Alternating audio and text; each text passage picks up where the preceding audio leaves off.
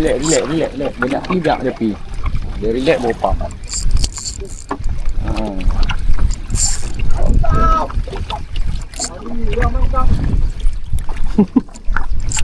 Ya, tahu ada pengikut apa kat Semak malam ni. Tak lena cara.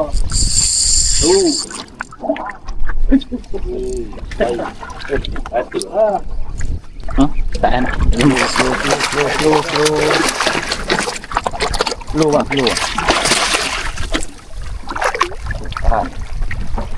Alhamdulillah. Yang pertama. Betul sekali. Oh, ini lagi kita. Demi apa?